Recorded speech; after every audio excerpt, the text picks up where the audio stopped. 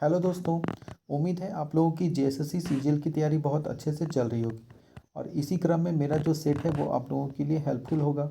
अगर हेल्पफुल होगा तो कमेंट करके बताइएगा और वीडियो को लाइक कर दीजिएगा और अगर पसंद आए वीडियो तो सब्सक्राइब भी कर दीजिएगा।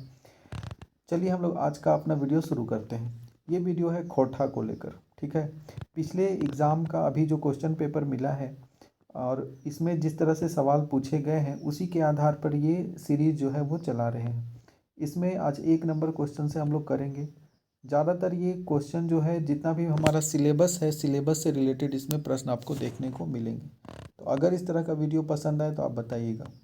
चलिए वीडियो शुरू करते हैं। सबसे पहला क्वेश्चन है कि श्रीनिवास पांदुरी का जन्म कब हुआ था। देखिए, इसको अगर हम लोग खोटा में बोलना चाहे, खोटा में जो क्वेश्चन सेट था उसमें भी तो आधा से ज़्यादा हिंदी वर्ड ही डाला गया था, तो इसीलिए हिंदी में ही करने का कोशिश किए हैं जिससे कि समय बच जाए और आसानी से समझ में आ भी जाए।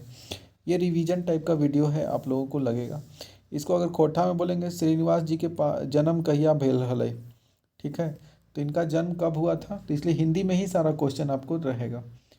तो इसमें मेरे वीडियो में हिंदी में ही है, जो कि आपको समझ में आ ही जाएगा कि खोटा कैसा रहता है, वो तो आप जान ही रहे होंगे।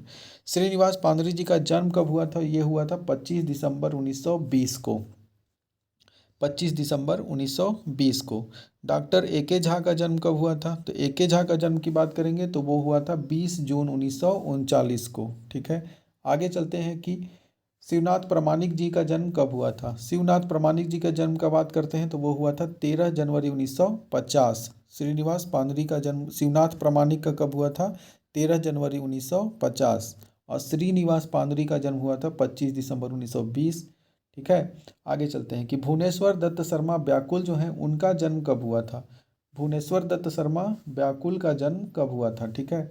तो व्याकुल जी का जन्म कब हुआ था, तो इनके जन्म की बात करेंगे तो 17 मार्च 1908 को।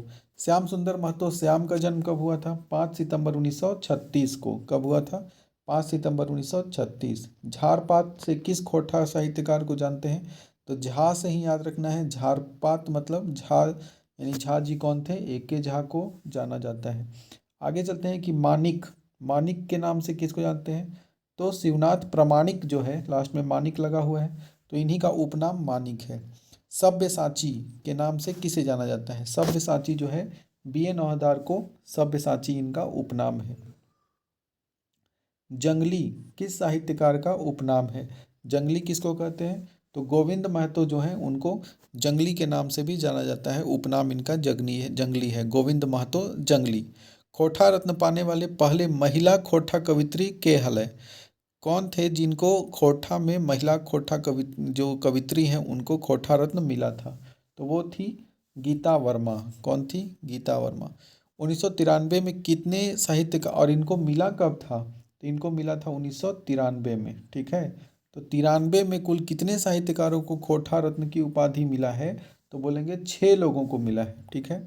जिसमें एक महिला है जिनका नाम है गीता वर्मा। आगे है कि डॉक्टर बी ए नौहदर को खोटा रत्न कब मिला था, तो बी ए नौहदर को भी 1993 में ही मिला था। कुल 6 लोगों को मिला था। 6 लोगों में एक महिला थी जिनका नाम था गीता वर्मा 1993 में, और बी ए नौहदर को भी मिला है 1993 में। खोटा के पहला कवि किसे माना जाता है, यानी कि खोटा के पहला कवि केकरा मानल जाए, तो बोलेंगे राजा दलेल सिंह दलसाह जे हके उनका खोटा के पहला कवि कहल जा हथी।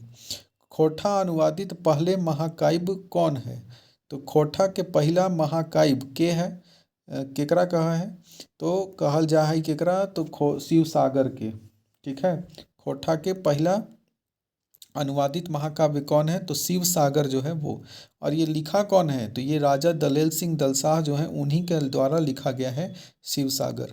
फिर है संतोष कुमार महतो का जन्म कहाँ हुआ था, तो संतोष, देखिए जब हम लोग गंगा नदी में जाते हैं तो हम लोग को क्या संतोष मिलता है कि मेरा पाप सब धुल जाएगा। तो ऐसे याद रखिएगा कि संतोष कुमार महतो जो है उनका जन्म गंगा जोरी, यानी गांग जोरी है, लेकिन गंगा नाम याद रखिए कि गंगा से हम लोग को संतोष मिलता है, गंगा जल छिटते हैं तो जाके संतोष मिलता है, सब शुद्ध हो गया है बोलते हैं। तो गंगा जोरी जो है वो संतोष कुमार महतो का जन्म स्थान है, याद रहेगा, ऑप्शन से आप लगा दीजिएगा संतोष तो गंगा, ठीक है। डॉक्टर ए के झा का जन्म कब हुआ था, तो ए के झा जो थे उनका जन्म हुआ था चंडीपुर में। कहाँ हुआ था? चंडीपुर, बोकारो में। AK झा का चंडीपुर, ठीक है। उसके बाद है श्रीनिवास पानुरी का जन्म कहाँ हुआ था? हम लोग जानते हैं कि पान खा के कहाँ जाना है? अड्डा पे पहुँचना है, ठीक है। तो बरवा अड्डा में हुआ था श्रीनिवास पानुरी का जन्म, पान खा के अड्डा में, यानी श्रीनिवास पानुरी का जन्म हुआ था बरवा अड्डा धनबाद में। विश्वनाथ प्रसाद नागर का जन्म कहाँ हुआ था? देखिए, विश्व का एक ही मुद्दा है, ठीक है। तो ये विश्व का एक ही मुद्दा है, इसे याद रखिए। तो विश्वनाथ प्रसाद नगर जो है, विश्व के हर नगर का एक ही मुद्दा होता है। तो विश्वनाथ प्रसाद नागर जो है उनका मुद्दा धनबाद में हुआ है। इस तरह से ट्रिक आप अपने से भी बना सकते हैं, और कोई बढ़िया ट्रिक होगा तो बताइएगा कमेंट करके। सोहान लागिरे पुस्तक का प्रथम प्रकाशन कब हुआ था? तो सोहान लागिरे का पहला प्रकाशन 2006 में हुआ था, और दूसरा प्रकाशन 2019 में हुआ था, ठीक है। तो सोहान लागिरे का पहला प्रकाशन की बात करें तो 2006 में, और दूसरा प्रकाशन 2019 में।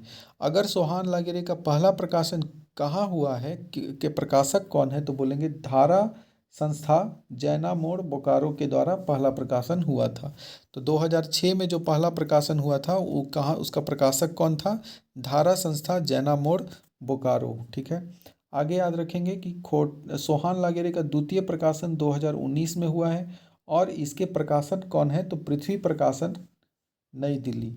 अक्सर जितना भी आप देखिएगा, ज़्यादातर 90% है जो भी, उसका द्वितीय प्रकाशन पृथ्वी प्रकाशन नई दिल्ली से हुआ है। पहला प्रकाशन तो झारखंड में ही बहुत जगह से हुआ है, लेकिन द्वितीय प्रकाशन उन लोग का देखिएगा तो नई दिल्ली से हुआ है, ठीक है। आगे चलते हैं कि सोहान लागिरे के संपादक कौन है? सोहान लागिरे के संपादक दिनेश दिनमणि है, ठीक है। सोहान लागिरे के संपादक कौन है? दिनेश दिनमणि। आगे चलेंगे हम लोग। सोहान लागिरे पुस्तक के मुख्य संकलनकर्ता कौन है? सोहान लागिरे का संकलनकर्ता बोलेंगे कौन है? शेखर सरदेंदु। सोहान लागिरे का संकलनकर्ता कौन है? शेखर, मुख्य संकलनकर्ता शेखर सरदेंदु हैं। और उसके बाद चलते हैं कि एक एक पथिया लिखा हुआ, पटिया लिखा गया है। एक पथिया डोंगल महुआ कविता के लेखक कौन है? तो एक पथिया डोंगल महुआ, हम लोग एक पथिया, पथिया मतलब क्या होता है? एक टोकरी, और डोंगल मतलब चुन चुन के। तो एक टोकरी चुन के हम लोग लाएंगे, लेकिन फिर भी संतोष के साथ रहेंगे, ठीक है। तो महुआ एक टोकरी चला है चुन के, लेकिन संतोष के साथ। तो एक पथिया डोंगल महुआ के लेखक कौन है? संतोष कुमार महतो। और सोहान लागिरे के कौन है? दिनेश दिनमणि। आगे बोलते हैं कि एक पथिया डोंगल महुआ का प्रथम संस्करण कब प्रकाशित हुआ था? तो 1990 में एक पथिया डोंगल महुआ जो है उसका पहला संस्करण प्रकाशित हुआ था, 1990 में। आगे चलते हैं कि एक पथिया डोंगल महुआ का द्वितीय संस्करण कब प्रकाशित हुआ? तो बोलेंगे द्वितीय संस्करण 2005 में हुआ है। फिर है एक पथिया डोंगल महुआ का प्रकाशक कौन है? कौन है प्रकाशक? तो रामधन प्रकाशन गंगा जोरी बोकारो से हुआ है। कहाँ से? रामधन प्रकाशन गंगजोरी बोकारो। और एक पथिया डोंगल महुआ की भूमिका किसने लिखी? तो वो भूमिका लिखने थे दयानंद बटोही। बटोही जी पूरा महुआ बटोर लिए। तो एक पथिया डोंगल महुआ के भूमिका लिखने वाले कौन थे? बटोही, दयानंद बटोही। एक पथिया डोंगल महुआ में दो टूक बात किसने लिखा है? तो एक पथिया डोंगल महुआ के दो टूक लिखने वाले हैं संतोष कुमार महतो। कौन लिखे हैं? संतोष कुमार महतो, जिन्होंने एक पथिया डोंगल महुआ के जो लेखक हैं वही दो टूक बात भी लिखे हैं।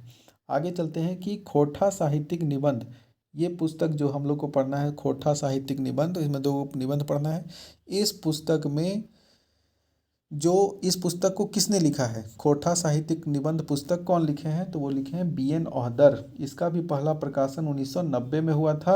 एक पथिया डोंगल महुआ का भी पहला प्रकाशन 1990 में हुआ है। ऐसे रिलेट कर करके याद कीजिए। खोटा साहित्यिक निबंध के प्रथम प्रकाशन का प्रकाशक कौन है? तो ये जो पहला प्रकाशन 1990 में छपा, ये छापने वाले कौन था? तो जनजातीय भाषा अकादमी रांची, उस समय बिहार सरकार के अंडर में था। तो जनजातीय भाषा अकादमी रांची, बिहार इसको बोलेंगे, बिहार के अंदर आता था ना, तो इसलिए जनजातीय भाषा अकादमी बिहार। 1990 में तो झारखंड था नहीं। खोटा साहित्य निबंध का दूसरा प्रकाशन कब हुआ था? तो खोटा साहित्य निबंध जो है उसका दूसरा प्रकाशन 2017 में, और इसको छापने वाला भी जनजातीय भाषा अकादमी रांची ही था, लेकिन उस समय 2017 में झारखंड बन चुका था, तो झारखंड हो जाएगा। फिर है चाभी काठी खोटा नाटक के लेखक कौन है? चाभी काठी खोटा नाटक के लेखक की बात अगर हम लोग करते हैं तो चाभी काठी श्रीनिवास पांदरी जी का नाटक है। और पूछ दिया जाता है कि चाभी काठी कैसा नाटक है, तो बोलेंगे एकांकी नाटक है। चाभी काठा में कुल कितने दृश्य है, जो क्वेश्चन इस बार आया था नगर पालिका वाला में, तो इसमें कुल 20 दृश्य हैं। अगर अंक की बात करें तो एक अंक है, एक अंक में 20 दृश्य में ये है। शंभू इसका मुख्य नाटक है।